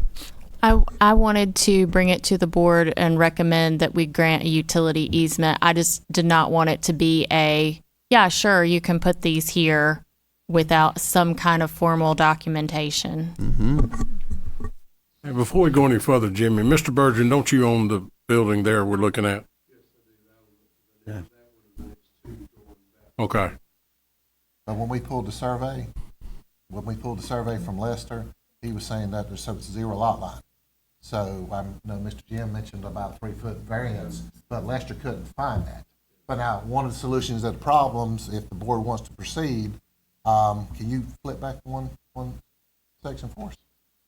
Go back one slide. So this is, so the end of the building that you're looking at now, where that planter is, if that comes straight back across to Jim's building where he's at, that still will leave your courtyard open if you want to do anything in the future. So if you want to put those tanks where those bollards were, as long as we stay off whatever code is, because he's got some units there. So if you stay where those bollards were, we could set the tanks there and then possibly have them put some bollards to protect it, so nobody would come around that light pole and try to park in there. I'm a little confused. I'm gonna play idiot here. I don't know what a bollard is. Yellow thing. Yellow pole. And would that take, Jimmy, Okay. Jimmy, would that take care of Jim and Lori's issue and the tank for Ed's if we did it that way? So I think he wanted to set 3 for Ed's and then 1 for Jim and Lori, is that correct? Okay. So if you would set 4 tanks there and then they would be 4 tanks, 100-gallon tanks or 120s. So you can set them there, then you would have one line would go back to where the power meter base is. 10 feet. So that's roughly where he would have to run his gas to. Tanks would be set there, and then he'd run another line across to the corner of Jim's building to tie into that existing regulator. There's already a regulator there. Right now, all that comes across, you can see one section of the tank. There's 2, what are they, 250s? 500. There's 2 larger tanks there now. Those have to be removed because they're on somebody else's property. So that property owner needs those removed for insurance purposes. Can you, for me, please? I'm really sorry having trouble envisioning this. Could you walk up here and show me? Are you talking placing tanks here or? Could you move the camera over there, Madam Clerk? Move the camera over there. Actually, they were beside the building. That is, if we put them in here, not outside the building, put them in here. We don't, the board may not want to put them in there because we may do something in that. Oh, I didn't understand that. We're looking at putting them here, so how far off from these units? I have to be 10 feet from an electrical source. So 10 feet from that, so you just come to 10 feet out, and probably just about where that planter is. That is the middle of the 10-foot alleyway. No. It's going to be behind. There's a light pole here. So it would actually almost be boxed in. So are they going to be boxed in like with a fence around it? Yes. I mean, is it going to, it's going to look tacky if it's just sitting there. I mean, we can actually have them enclosed. That would be the board's decision. They have to be and what type enclosed. of They have to be landscape enclosed. they want. Especially with like kids like the play but thing. I they think have to be enclosed. what we had talked about doing at one point was strictly, if anything was done, that this would be a fence or brick here with an arch and an open way to walk on through to back it, not try to create a fort, but this would just come off of here, whether it was bricks, open bricking, stagger stone, with an opening to go through. So you weren't looking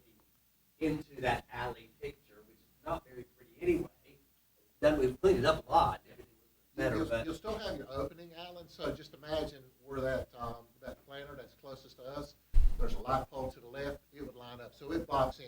You're still being able to come all the way through the alley like Oh, the yeah. Burton said, and still be able to enter the courtyard there. But you won't be able to have a car like you had in the Right, so past what we have. inside of the building. Yes, ma'am, so what we have is cars will pull in there, then it would back out, Yeah. then they would hit Jim's building. So we're looking at giving an easement to put these tanks in there. That's what I'm hearing.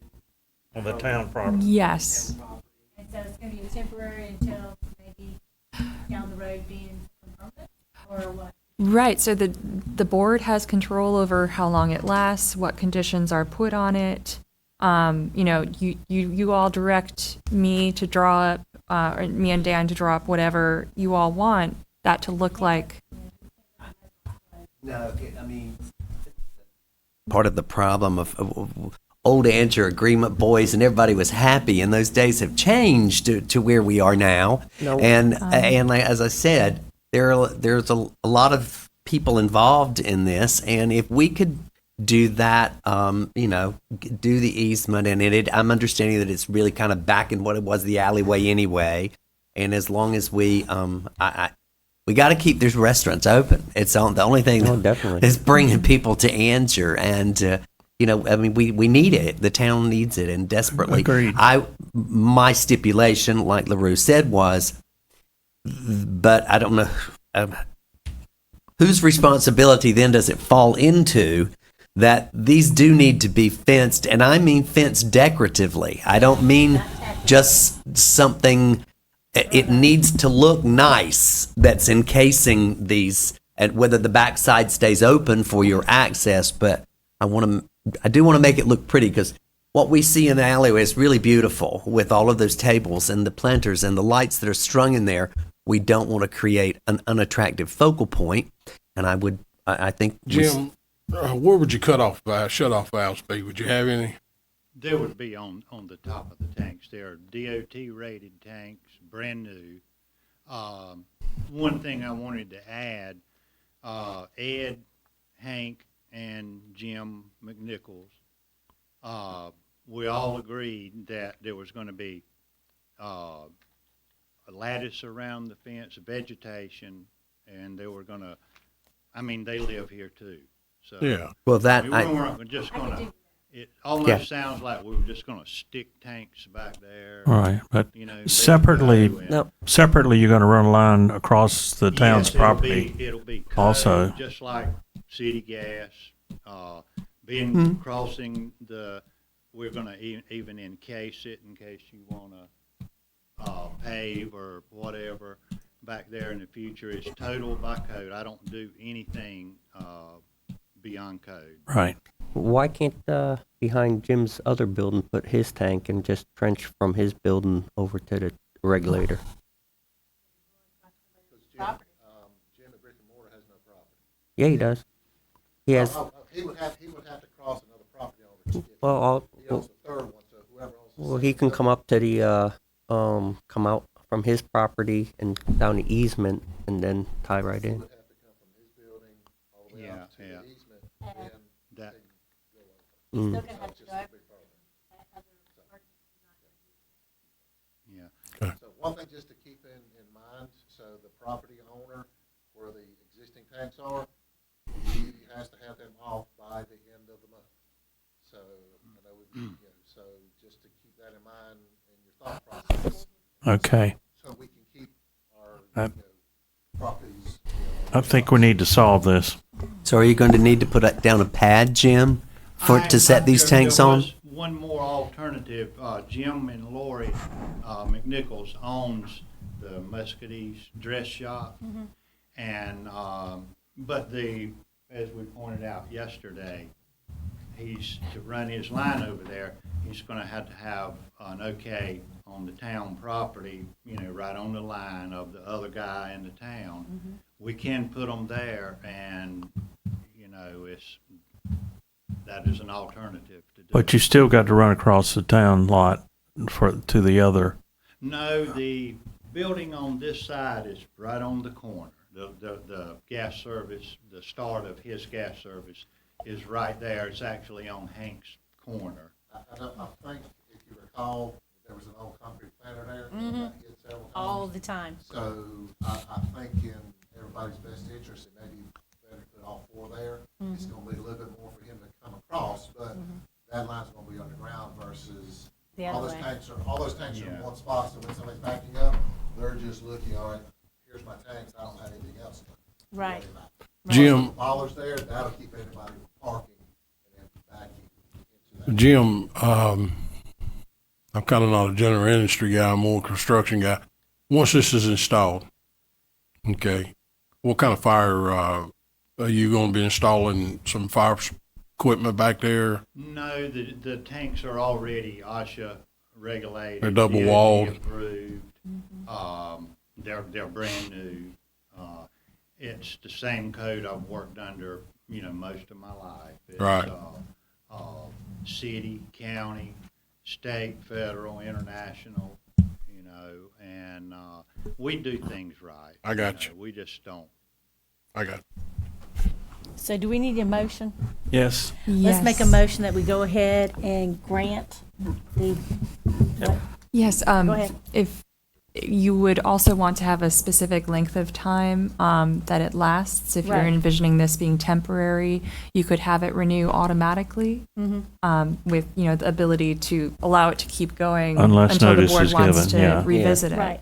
Like but 5 years or So something you like would that. want to include that as increments a of 5 years. part of We your go ahead. motion. Okay. Does that work, Jim? Jim? Both of you? Okay. So we go ahead and grant permission for the town to go ahead and use our property at increments of 5 years to go ahead and put the tanks on our property to be able to maintain the restaurants having access to And, propane. and to run the line And to run across the the line property across to the feed property. the other, Yes. yeah. And that Oh, a- and that a, screening wall will be, Appropriate. yes, will be built with subject to approval. and maintained. Oh, there you go, and Okay. maintained. But And maintained. subject to approval, somebody needs to look at this. Right. And, All right. and Do you want before- a wall or fencing and lattice and vegetation? There were a few different suggestions. I think fencing, I think- lattice vegetation, I think that would be Jim, all right. What you looks said good? you were responsible for this. What do you plan on putting up there? Well, I'm not, but Hank, if you know Hank. Yeah. He likes to do things right, and Jim and Lori also, and Virgin, we, like I said, we all live here, and, we want to do what's right. Okay. Well, I know you will. I'm just can we get it subject to approval? Because it is going to sit there but lattice is not an option. I don't want to look through it at the tanks. We've Yeah. we've I think defeated a the white purpose nice of that. vinyl But so fence would look good. I'm being clear so that everybody later on is clear. Yeah. Whether it's the staggered fence side to side, we've learned that we all as business owners were forced to put up 10 by 10 screens around dumpsters. Well, Okay. we did the cheapest thing that was possible to be done. Walk around and look at all of this rotted wood and gray weathered wood and what that looks like now. So I I'm think just a nice saying, white vinyl fence would let's look nice. make it look good Yeah. and I'm sorry that we're subjecting them to that cost, but that is a major, beautiful site through there and we want to protect it. So in the motion, put the white vinyl fencing Okay. instead of lattice. If that's the board's wish, and you could Well, if that's your motion. Yeah. Okay. include, Now, this is August the 15th. You have to have something in place before the 31st, right? You have to at least have the Tanks there, removed yeah. off. Ed's is closed Monday, and that works with Jim and Lori also. I won't have to have them all, we get them ready where we can turn them on in an hour. Well, my point is you have 15 days to get this done, right? Okay. So can this process be done in 15 days or shorter? Well, at least get the tanks in place, so Yeah. that way they Right. can keep Yeah. operating. The So- screening can happen after that. Yeah. Let's Let's just just get the keep tanks. them open. Which Please. is why I was wondering if we shouldn't give a temporary authorization to go ahead and put the Start the tanks in place, and then we'll sign the permanent agreement after that. That's fine. Just to get Right, them, and- keep them going. Does that make sense? Does that work with y'all? Mhm. All right. And you could also authorize the town manager to work out the details and ratify it at your next meeting. It would be up to you all. That sounds like a plan. Is that in your, that's in your motion? Yes, That's my so, motion. Hey, okay. But they can start working on it now. Yeah, Yeah. they can work, Yeah. start tomorrow. All right, we got to vote on it. Any further discussion? All in favor of the amended motion, please raise your hand. Okay. Too bad. Okay. I love you, Jim, but I'm not. It's passed. All right. I think that's all on the agenda tonight. Does that work for y'all? Okay. Good. Okay. We've got a closed session, so we'll take a 5-minute break and come back. Thank you all.